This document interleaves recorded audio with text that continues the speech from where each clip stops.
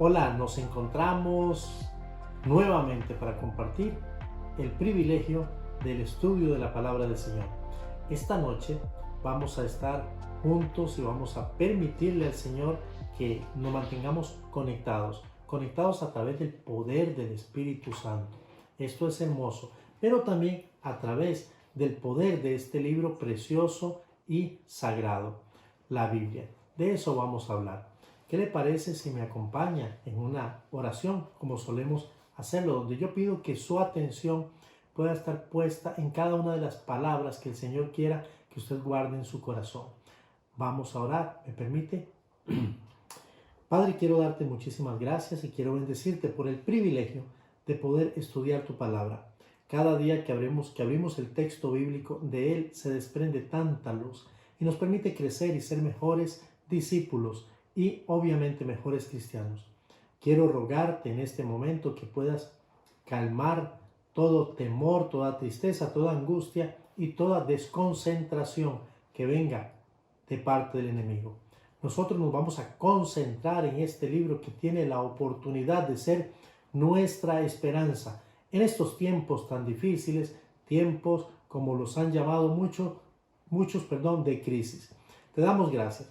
Cubre a tu pueblo, cubre a tu pueblo, cubre a tus hijos, cubre a tu iglesia y deja que esta palabra sea refrescante para nuestra vida. Oro en el poder del Espíritu Santo y en el nombre de Cristo Jesús, nuestro Señor y Salvador. Amén y amén. Días como hoy necesitamos una esperanza. Yo estoy completamente convencido de que usted necesita esa esperanza diaria, cotidiana. Y he estado pensando que nuestra esperanza está en la palabra de Dios.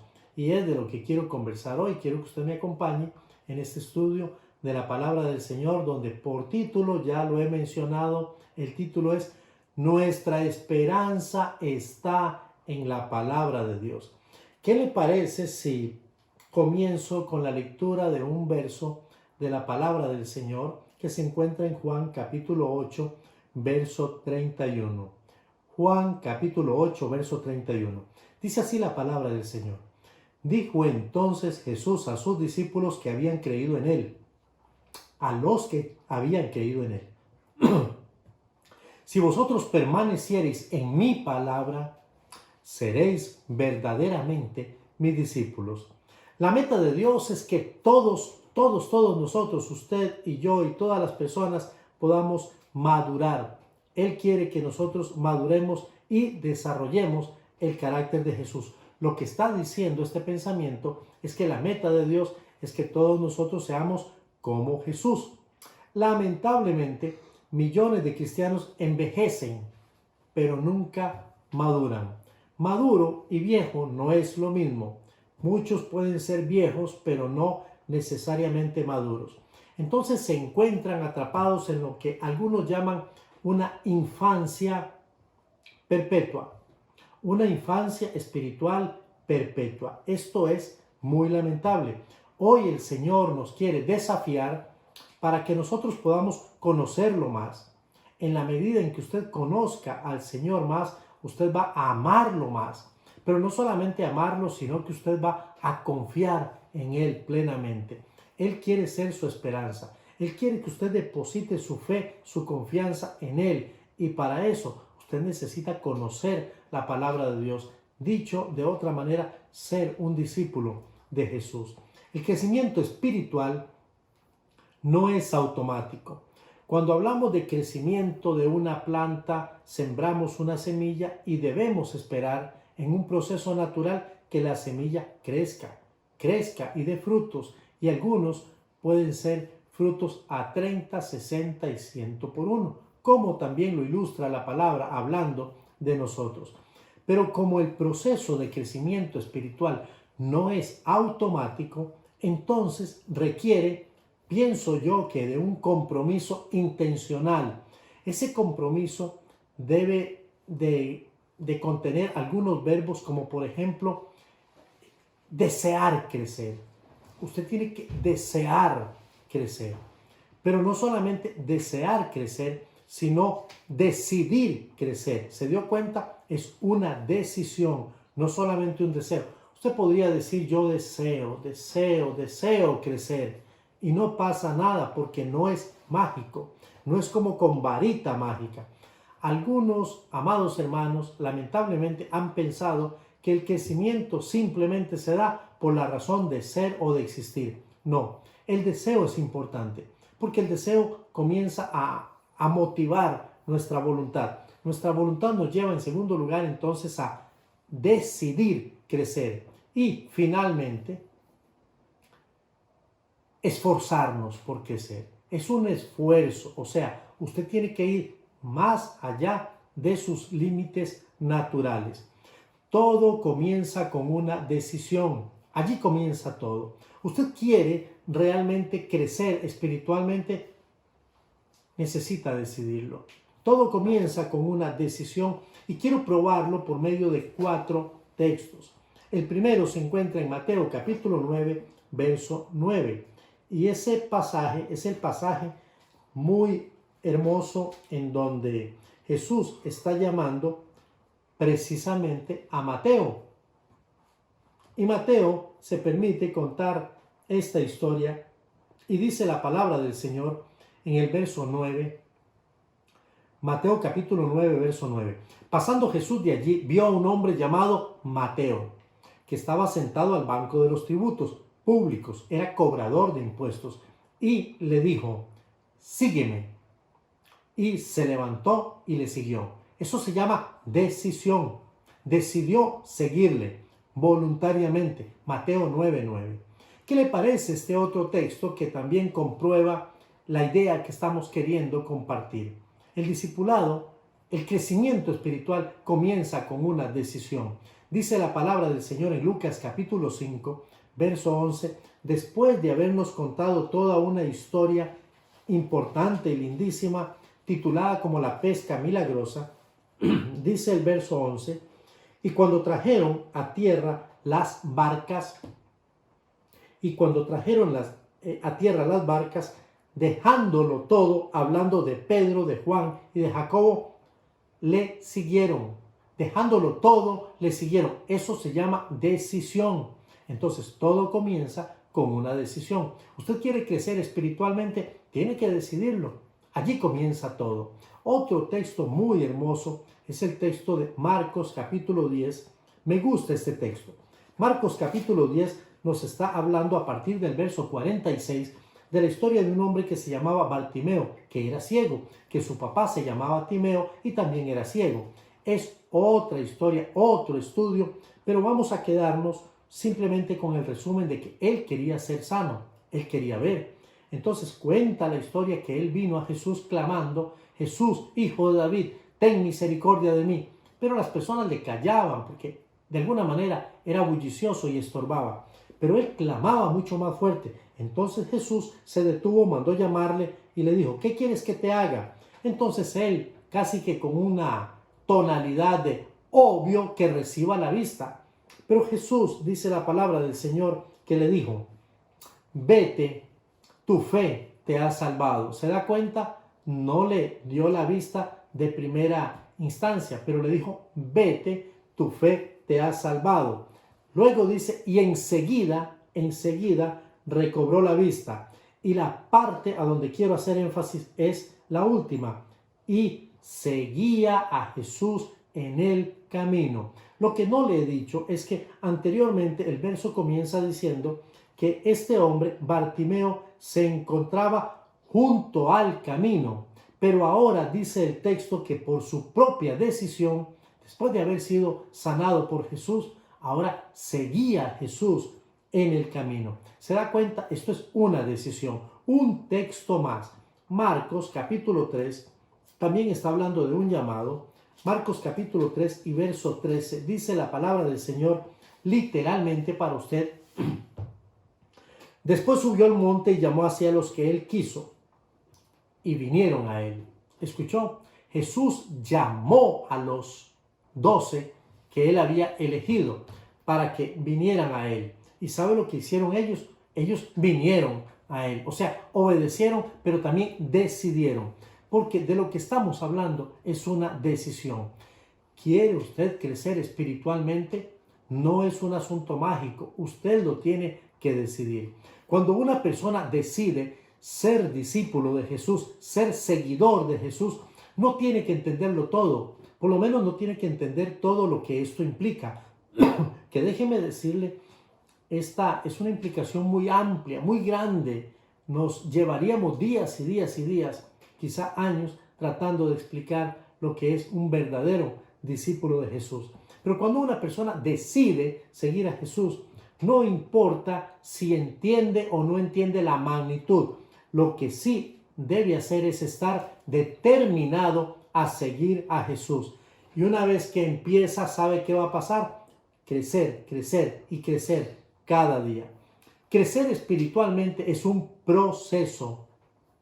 Esta palabra a mí me gusta, porque debemos entender que en ese proceso no todas las cosas se van a dar, ni de una vez, ni tiene que darse simultáneamente en relación a los demás. Cada uno de nosotros va a vivir su propio proceso, pero en este proceso se va a dar un reemplazo. Vamos a ir reemplazando las mentiras del diablo por la verdad de Jesucristo. Sí, el diablo es mentiroso.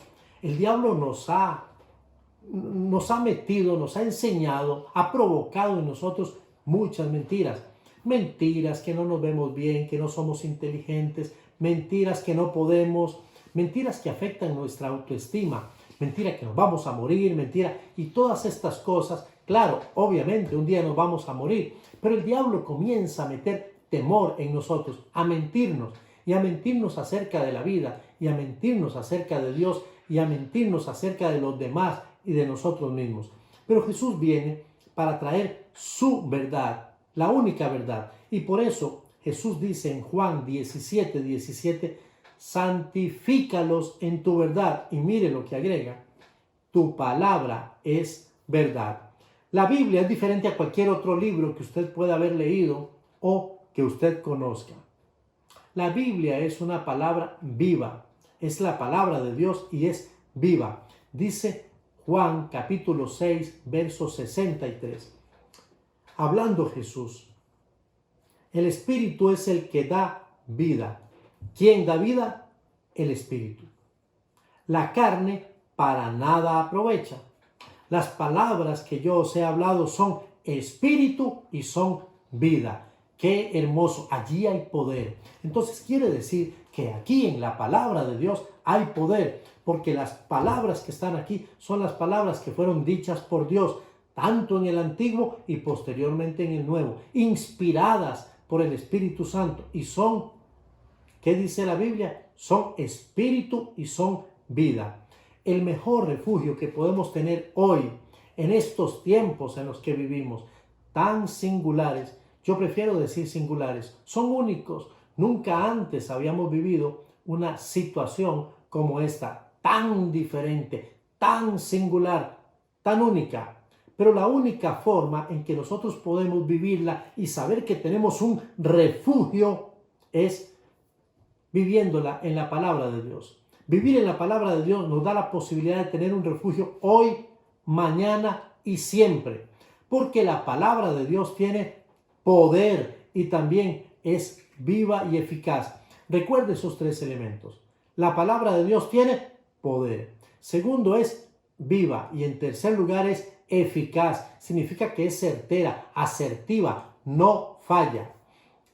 Cuando Dios habla, porque Dios habla. Si Dios no hablara, no existiría su palabra. La palabra es la acción de nuestro Dios hablando. Y cuando Dios habla, ¿sabe qué pasa? Las cosas cambian cuando Dios habla. Es difícil, es imposible que Dios hable y que las cosas no cambien. Tengo un texto para demostrárselo a usted. En Éxodo capítulo 14, este texto narra la historia del pueblo de Israel saliendo de Egipto. Cuando el pueblo salía de Egipto, dice la Biblia que acamparon en un lugar que se llama Pi-Hahirot y Faraón con su ejército venía persiguiéndoles. Estaba el mar de frente y a los lados estaba el desierto. Literalmente estaban atrapados y el pueblo comenzó a murmurar, comenzó a quejarse, comenzaron a decir, mejor era morir en Egipto que morir aquí. Allá por lo menos teníamos donde nos pusieran una inscripción en nuestra lápida. Y estaban en esa situación cuando Moisés clamó a Jehová y le dijo: ¿qué hago, Jehová? ¿Qué hago, Dios, con este pueblo? Estamos literalmente atrapados. Pero el verso 15 dice la palabra del Señor: entonces Jehová, escucha, entonces Jehová dijo. ¿Qué hizo Jehová? Dijo. ¿Qué hizo Dios? Habló. Y cuando Dios habla, las cosas cambian. Y cuando habló, dice Moisés: ¿por qué clamas a mí? Di al pueblo de Israel que marchen. ¿Y sabe qué pasó? El mar se abrió y el pueblo, dice la palabra del Señor, pasó por en medio del mar en seco. Cuando Dios habla, las cosas cambian. Yo por eso tengo mucho ánimo en leer la palabra, porque esta palabra es poderosa, además es viva y es eficaz. Todo alrededor de nosotros cambia cuando Dios habla. Todo cambia. La naturaleza cambia. Las circunstancias cambian. La creación, déjeme decirle algo que es muy valioso. La creación existe por la palabra. No sé si escuchó bien lo que dije. Este es el primer libro. Es el libro de Génesis, que significa principio. En el principio creó Dios los cielos y la tierra. La pregunta es: ¿cómo los creó? Esa es una pregunta interesante que se han hecho los científicos y algunos se rascan la cabeza y se complican. ¿Cómo creó Dios los cielos y la tierra? Yo le voy a decir hoy, preste atención, lo hizo a través y por medio de su palabra, porque su palabra es una palabra creadora. Estaba revisando el texto y me di cuenta que 8 veces, escúcheme, 8 veces aparece en el capítulo 1 la palabra dijo Dios. ¿Qué significa eso? Eso significa es que el carácter creador ha sido notado o es notado a través del énfasis. Dijo Dios, dijo Dios, dijo Dios. 8 veces. Quiere decir que el autor de Génesis estaba consciente de que esta palabra, la palabra de Dios, es palabra que tiene poder creativo. Y usted y yo, usted que me está escuchando y yo, existimos. ¿Sabe por qué? Por medio de la palabra. Sí. Cuando encontré este texto dije: fenomenal. Santiago capítulo 1 verso 18. Dice: Él de su voluntad nos hizo. Y de su voluntad nos hizo nacer por la palabra de verdad. Usted y yo existimos por esta palabra de verdad, para que seamos primicias de sus criaturas.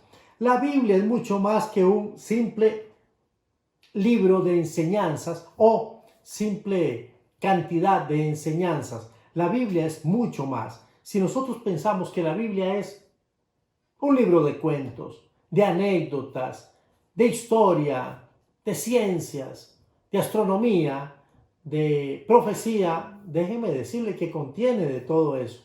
Pero es mucho más que eso. ¿Por qué? Porque la Biblia tiene la capacidad de generar cambios. Lo hemos visto a través de la historia de la humanidad. Sí, la Biblia tiene el poder de generar cambios importantes y trascendentes. Tiene también la posibilidad de crear vida. Génesis capítulo 1 lo relata, lo describe muy bien. Pero también de crear fe. Los discípulos le decían a Jesús: Jesús, aumentanos la fe. Pero ¿quién fue el que puso esa semillita de fe en nosotros? ¿Quién puso esa capacidad de creer? Dios. Y la Biblia dice que la fe viene por el oír, y el oír de la palabra de Dios. Entonces tiene esa posibilidad de crear fe. Pero también la Biblia tiene la capacidad de asustar y ahuyentar al diablo. Basta con que usted vaya al libro de Mateo, capítulo 4. Mateo capítulo 4 se nos está narrando la tentación de Jesús. Y dice la Biblia que Jesús confrontó al diablo una y otra vez con el poder de la palabra. Escrito está. ¿Qué está escrito? La palabra de Dios, poderosa, viva y eficaz. Y cuando el diablo fue saturado por la palabra de Dios, Dice la Biblia que se fue huyendo, le dejó, se fue asustado, huyendo. Porque el diablo no resiste la palabra cuando es aplicada con autoridad y con carácter. La palabra de Dios realiza milagros, son incontables los milagros registrados en este texto, pero además sana heridas, edifica el carácter de todos aquellos que la leen, transforma las circunstancias, las puede cambiar porque es poder, es una palabra poderosa, es viva y eficaz, imparte alegría. Muchas personas han estado literalmente deprimidas, pero ante el poder del texto bíblico, su ánimo, su semblante y todo interiormente cambia. Supera la adversidad, derrota la tentación, lo hemos demostrado hoy con el capítulo 4 de Mateo. Infunde esperanza, para eso estamos aquí. Vivimos días difíciles. Yo sé que usted de una u otra manera habrá sido afectado, al igual que su servidor. Pero este libro me infunde esperanza. Por ejemplo, hablábamos en estos días de un tema que no es un tema muy gracioso, pero es un tema necesario, real, y es parte del ciclo de la vida. Nosotros nacemos, crecemos, nos reproducimos y morimos. Pablo dijo en Filipenses 1:21, para mí el vivir es Cristo y el morir es ganancia. Entonces, la Biblia tiene el poder de infundirnos esperanza. Libera poder, poder sale de ella, limpia nuestras mentes y hace que las cosas existan. Y finalmente, garantiza nuestro futuro. De manera que un discípulo no puede vivir sin su palabra. ¿Cómo? ¿Qué acaba de decir usted? Que un discípulo no puede vivir sin su palabra. Siempre jugamos con estos dos verbos. Se puede, pero no se debe. O se debe, pero no se puede. No, yo escogí estas palabras y estoy diciendo, un discípulo de Jesús no puede vivir sin su palabra. Puede ser que alguien esté del otro lado y de forma jocosa, juguetona o real esté diciendo, bueno, ¿y cómo yo sí he podido vivir sin la palabra? Déjeme aclararle. Si usted ha podido vivir sin la palabra, perdone, pero no creo que usted sea un verdadero discípulo de Jesús. Ahora sí, frase completa. Un discípulo verdadero de Jesús no puede vivir sin su palabra, porque la palabra de Dios es el alimento que el discípulo puede tener para poder desarrollarse, crecer, obtener la victoria, hablando siempre del propósito divino para el cual fue diseñado.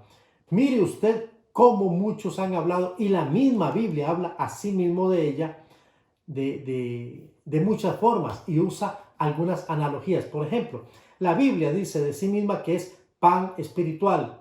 El pan nutre, pero también dice la Biblia que es leche espiritual.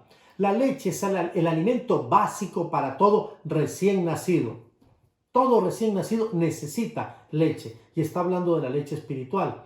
Alimento espiritual es integral, nos nutre con proteínas, vitaminas, etcétera, espiritualmente hablando. Y miren las palabras que se le han dado al texto bíblico, a la palabra de Dios: postre, miel, dulce espiritual.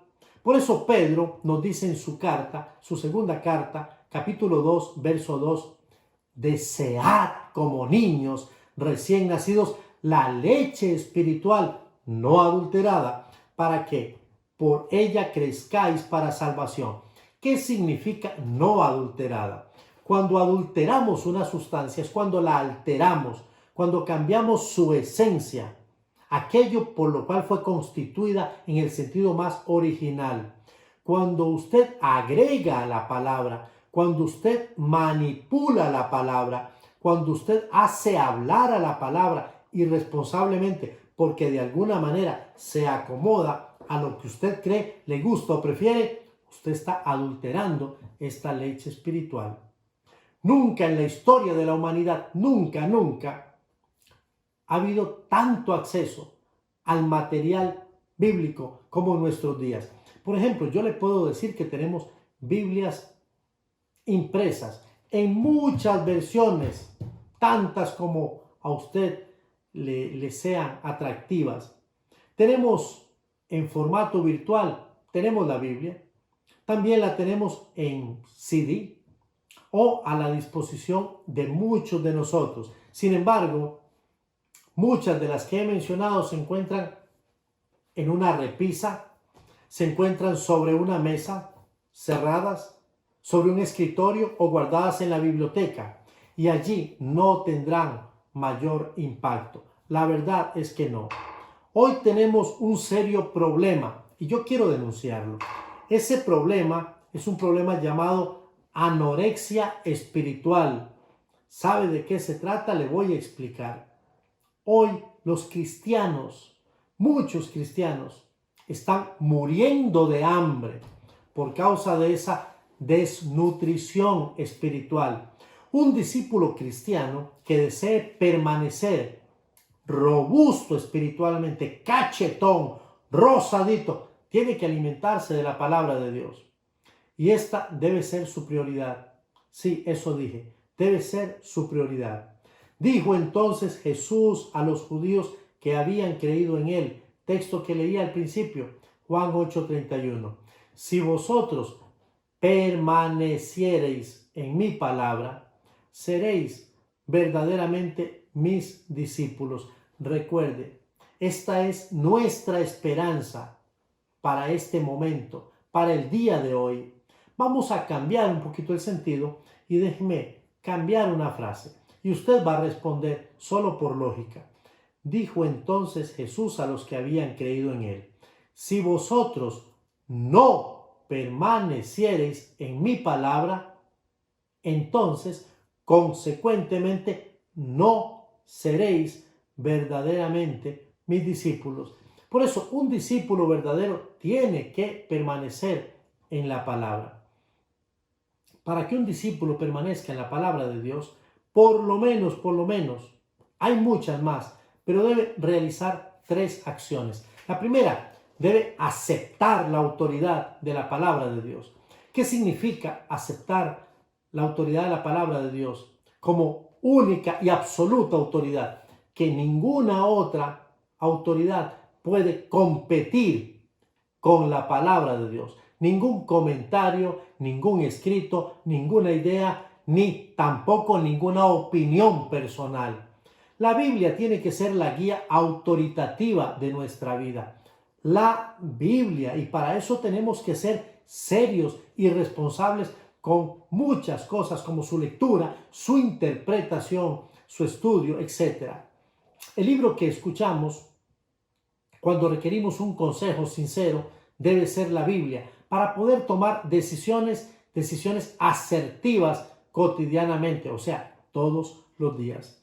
La Biblia debe ser la primera y la última palabra de nuestra vida. Eso es hermoso. Muchos tomamos decisiones. Yo estoy tomando decisiones y pido sabiduría todos los días a Dios, porque es lo que la Biblia me dice. Si alguno tiene falta de sabiduría, pídala a Dios, el cual nos va a dar abundantemente. Pero hay que pedir con fe. La autoridad de la palabra del Señor es importante, porque sin ella no podemos tomar decisiones asertivas. ¿Por qué muchos estamos fallando al tomar decisiones?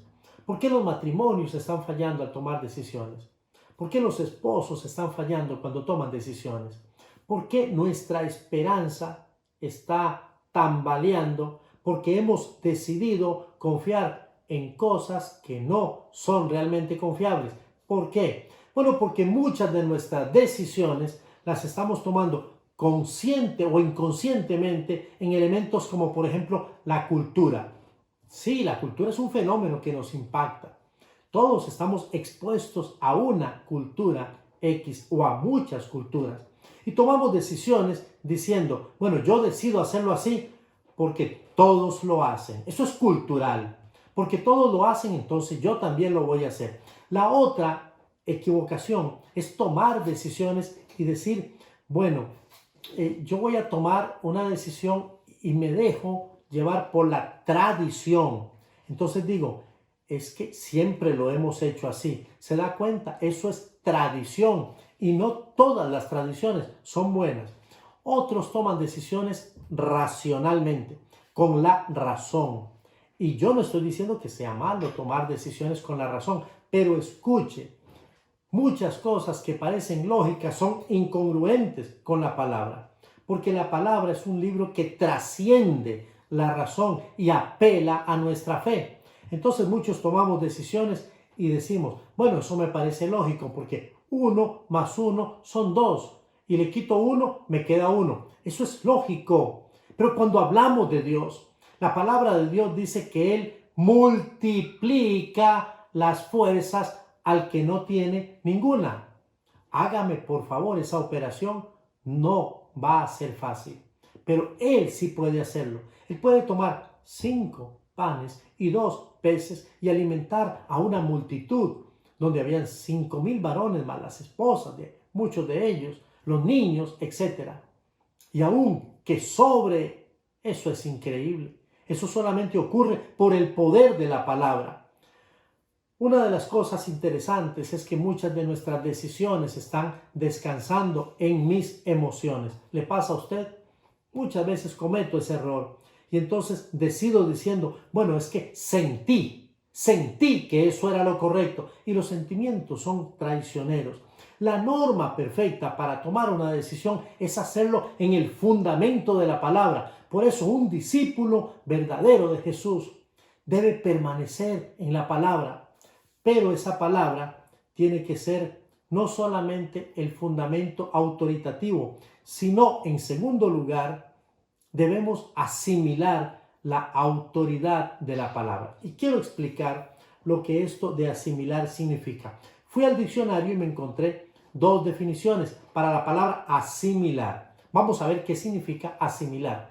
La primera significa apropiarse de los organismos y de las sustancias necesarias para su conservación o desarrollo. Quiero destacar esta palabra, apropiarse de los organismos que van a ser de beneficio para sí. Tengo que hacerlos míos. Asimilar es cuando yo estoy haciendo algo mío de verdad para poder desarrollarme bien. Segundo lugar, comprender lo que se aprende. Esta parece que es más clara.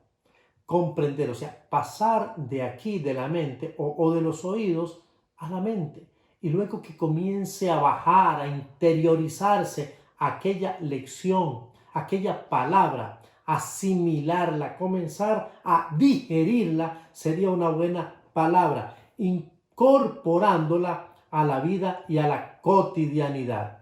Un famoso predicador evangelista a nivel mundial, Billy Graham, tenía como, vamos a llamarle como cliché, pero era parte de su convicción.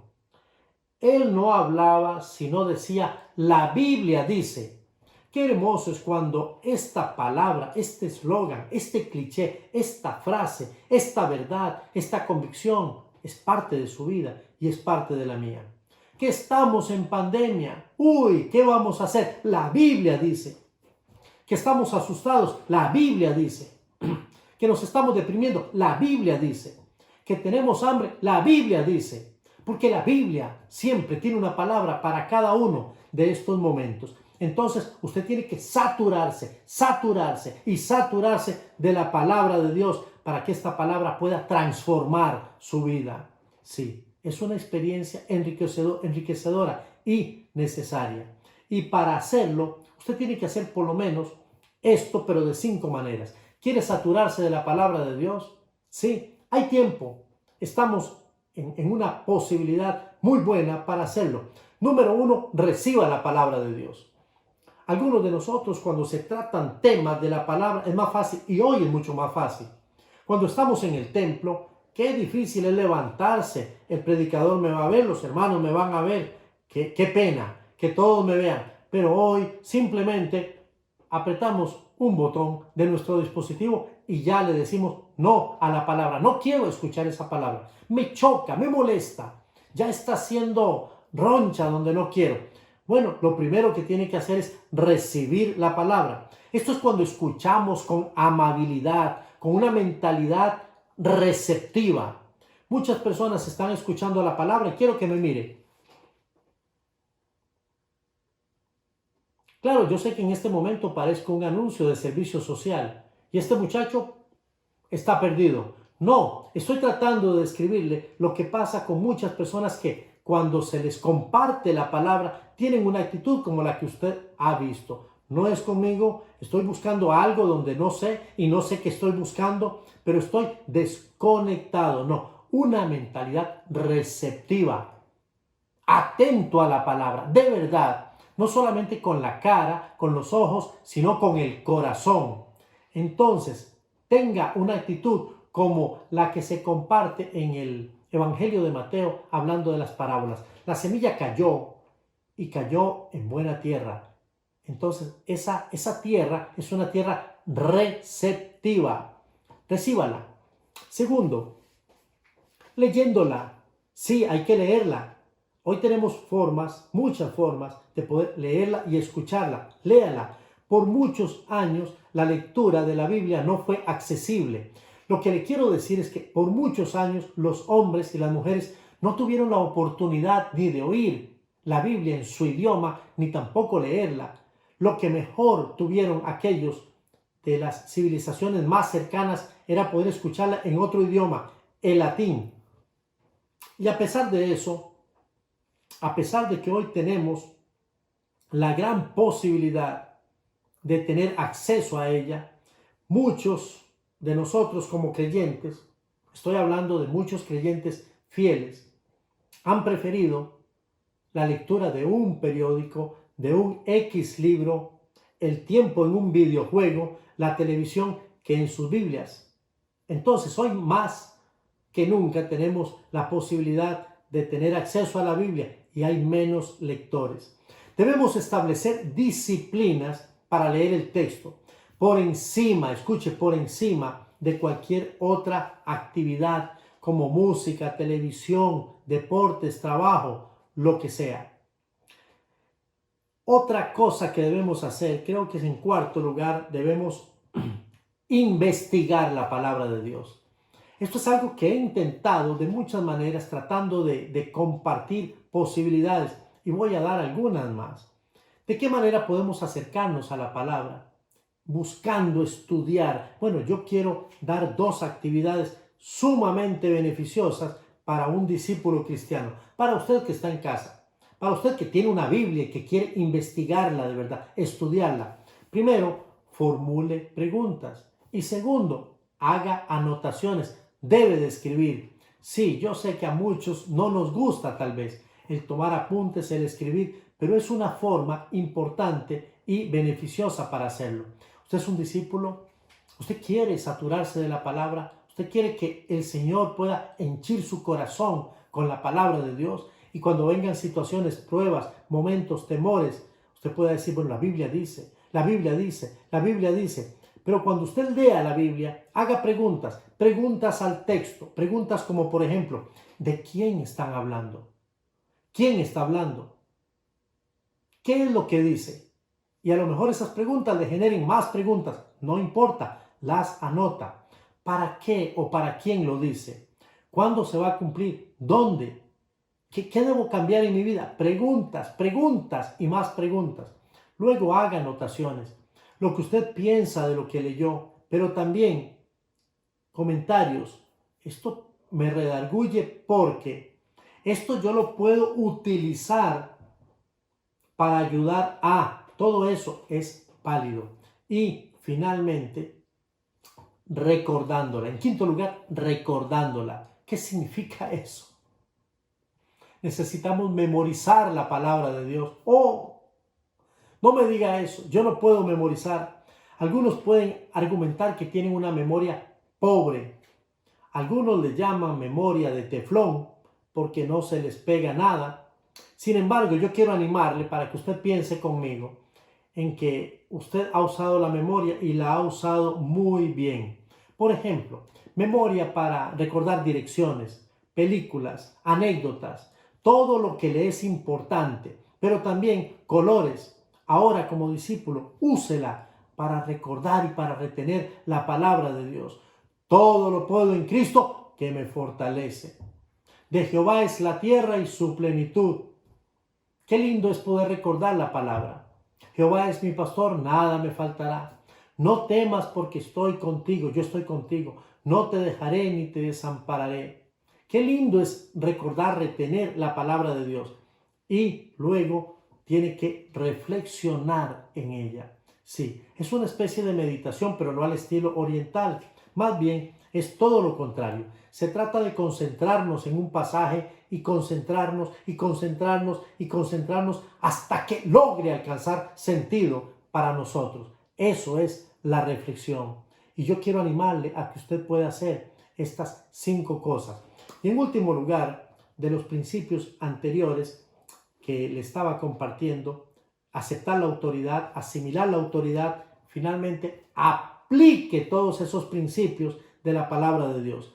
Sería completamente inútil y un poco sin sentido recibir, leer, investigar, memorizar, reflexionar la palabra de Dios y no poner sus enseñanzas en práctica.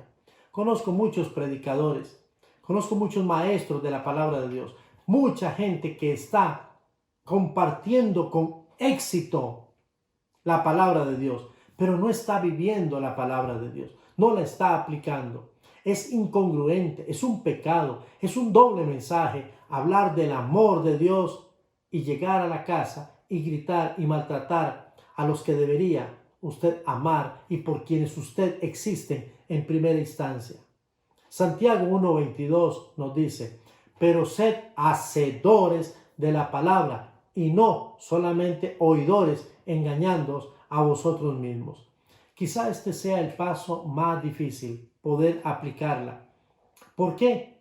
Porque cuando nosotros la aplicamos, nosotros estamos ahuyentando al diablo.